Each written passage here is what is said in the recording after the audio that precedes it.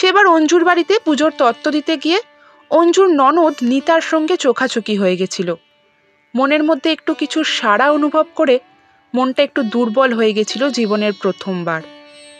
অঞ্জুর শ্বশুর বাড়িতেও কিছু একটা আন্দাজ করে ওর শাশুড়ির হয়ে মায়ের কাছে এসে কথাটা পেরেছিল অঞ্জু।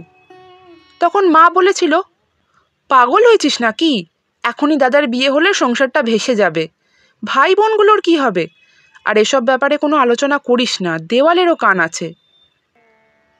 সেদিন সত্যিই অবশ্য দেওয়ালের কান ছিল, মানে বিমল দেওয়ালে কান পেতে শুনতে চাইছিল মা আর বোনের কথাগুলো।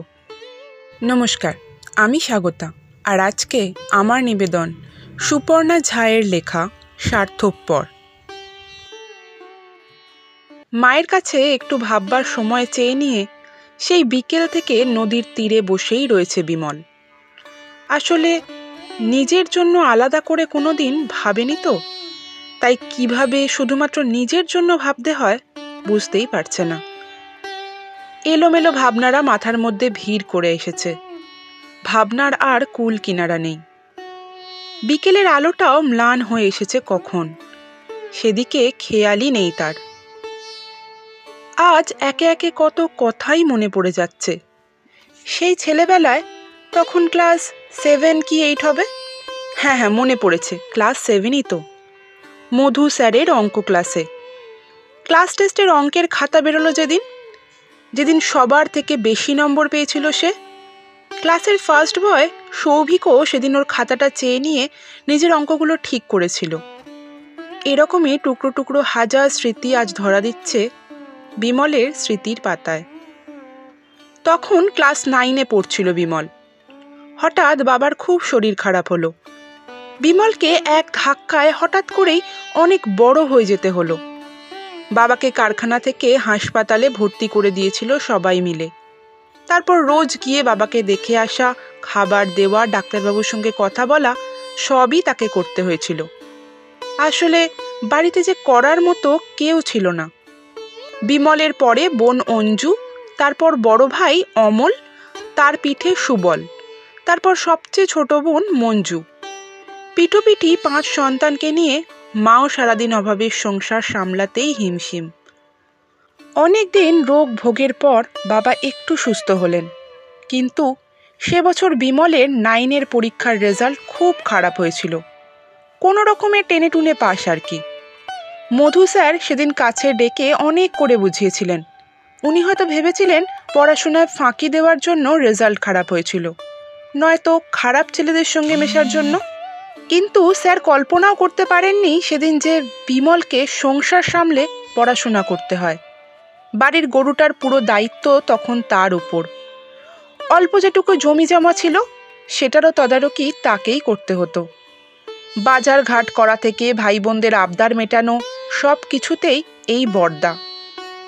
বাবা সেই 7 সকালে কাজে বেরিয়ে যেতেন, ফিরতে ফিরতে সেই রাত। সংসারের হাজার দায়িত্ব কর্তব্য সবটাই কখন যেন চড়ে বসেছিল কিশোর বিমলের ঘাড়ে। তারপর কোনো রকমে টেনেটুনে মাধ্যমিক পাশ করার পর আরও পড়াশোনা করব বলার সাহস জোটাতে পারেনি বিমল। অনেক লোকের হাতে পায়ে ধরে বাবা তাকে সেই কারখানারই গোডাউনে হিসেবপত্র দেখার কাজটা পাইয়ে দিয়েছিলেন। সেই থেকে প্রায় 30 বছর ধরে আজও একইভাবে হিসেব কষে চলেছে বিমল। অথচ নিজের জীবনের হিসেবটা এখনো মেলাতে পারল না কিছুতেই। একে একে পিঠোপিঠি ভাই বোনেরা বড় হলো। অঞ্জুর বিয়েটা বাবা দেখে শুনেই দিয়ে গিয়েছিলেন। বড় ভাই অমল পড়া শেষ করে সবে চাকরিতে ঢুকেছে। সুবল তখন কলেজে, আর মঞ্জু হাই স্কুলে। বাবা হঠাৎ করেই বিমলের ওপর সবটা দায়িত্ব দিয়ে চলে গেলেন পরপারে। এতদিন দায়িত্ব থাকলেও বাবা পাশে ছিলেন, এবারে পুরোটাই সত্যি সত্যি তার ঘাড়ে চাপল। মাকে সামলানোটাও তার মধ্যে একটা দায়িত্ব হয়ে উঠল। এসব করতে করতে সময়টা যে কখন কিভাবে পেরিয়ে গেছিল তার দিকে খেয়ালই ছিল না বিমলের। মেজ ভাই অমল চাকরি পাওয়ার পরই তারই অফিসের সহকর্মী রিয়াকে বিয়ে করতে চাইল। ওর বাড়ি থেকে নাকি খুব চাপ দিচ্ছে। ইচ্ছে না থাকলেও বিমল না করতে পারেনি। যদিও মনে মনে ভেবেছিল সংসারটাকে একটু সামলে নিয়ে বিয়ে করলেই ভালো হতো, অন্তত সুবলের একটা কিছু ব্যবস্থা হয়ে গেলে না হয়। কিন্তু অদ্ভুতভাবে সেদিন মাকে নিশ্চুপ থাকতে দেখেছিল বিমল। অথচ এই মাকেই কত গুছিয়ে কথা বলতে শুনেছিল শুধু তার বেলাতেই। সেবার অঞ্জুর বাড়িতে পুজোর তত্ত্ব দিতে গিয়ে অঞ্জুর ননদ নিতার সঙ্গে চোখাচোখি হয়ে গেছিল। মনের মধ্যে একটু কিছু সাড়া অনুভব করে মনটা একটু দুর্বল হয়ে গেছিল জীবনের প্রথমবার। অঞ্জুর শ্বশুর বাড়িতেও কিছু একটা আন্দাজ করে ওর শাশুড়ির হয়ে মায়ের কাছে এসে কথাটা পেরেছিল অঞ্জু। তখন মা বলেছিল, পাগল হয়েছিস নাকি? এখনই দাদার বিয়ে হলে সংসারটা ভেসে যাবে, ভাই বোনগুলোর কি হবে? আর এসব ব্যাপারে কোনো আলোচনা করিস না, দেওয়ালেরও কান আছে। সেদিন সত্যিই অবশ্য দেওয়ালের কান ছিল, মানে বিমল দেওয়ালে কান পেতে শুনতে চাইছিল মা আর বোনের কথাগুলো। তারপর থেকে আর কোনো দিন আড়ি পাতবার ইচ্ছেই জাগেনি তার মনে। গতে বাঁধা একঘেয়েভাবে জীবনটা পার হয়ে যাচ্ছিল। মঞ্জুর পছন্দের ছেলের সঙ্গেই ধুমধাম করে বিয়ে দিয়েছে, সুবলও নিজেই পছন্দ করে বিয়ে করে শ্বশুরবাড়িতে গিয়ে উঠেছে। শুধুমাত্র মা আর বিমল এই পুরনো বাড়িটা আগলে পড়ে আছে। মাঝে মধ্যে বোনেরা আসে অবশ্য। আজ রবিবার সকালে মঞ্জু কোথা থেকে একটা সম্বন্ধ জুটিয়ে এনে হঠাৎ হাজির মায়ের কাছে। ওর কোন দূর সম্পর্কের ননদ, বিয়ে করবে না করে নাকি বয়সটা বেড়ে গেছে, দেখতে ভালো না হলেও খুবই কর্মঠ, অন্তত মাকে হাত পুড়িয়ে রান্না করতে হবে না। এখন আর কারোর গল্প শুনতে যায় না বিমল, তবু কথাগুলি তাকে শুনিয়েই বলা হয়েছিল, তাই হয়তো তার কানে গেছিল। সন্ধ্যের অন্ধকারে মশা ছেঁকে ধরেছে এই আঘাটায়। না, এবারে উঠতেই হবে, আর বসে থাকা যাচ্ছে না এখানে। জীবনের সবচেয়ে বড় সিদ্ধান্ত আজ যে তাকে ঠিকঠাকভাবেই নিতে হবে। ওদিকে মা বোন সবাই অধীর অপেক্ষায় বসে আছে। মঞ্জুর বয়স্কা ননদ তার একটা গতি হবে, আর মাও বিনে পয়সায় একটা ভালো কাজের লোক পেয়ে যাবে। কিন্তু এই ৪৭ বছরের বিমল কি পাবে? আজ হিসেবে ভুল করলে চলবে না তার।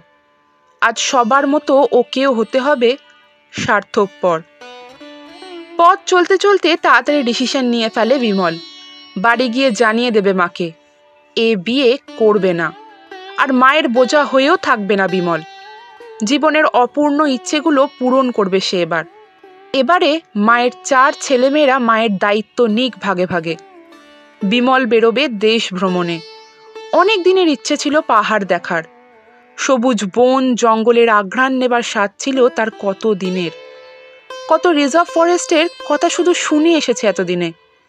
সমুদ্রটাকেও তো সেভাবে ছুঁয়ে দেখা হয়নি। সবাই যেন একসঙ্গে হাত বাড়িয়ে ডাকছে তাকে। আজ সে বাঁচবে শুধুমাত্র নিজের জন্য। সমাপ্ত। কেমন লাগলো আজকের এই গল্পটা? ভালো লেগে থাকলে অবশ্যই জানাবেন, আর লাইক করবেন, কমেন্ট করবেন, শেয়ার করবেন, আর চ্যানেলটাকে সাবস্ক্রাইব করবেন এরকম আরও নানান গল্প পাওয়ার জন্য। সাবস্ক্রাইব করে বেল নোটিফিকেশনে অল ক্লিক করে রাখবেন, যাতে এরকম গল্প আরও দিলে আপনার কাছে প্রথমেই নোটিফিকেশনে চলে আসে। ধন্যবাদ।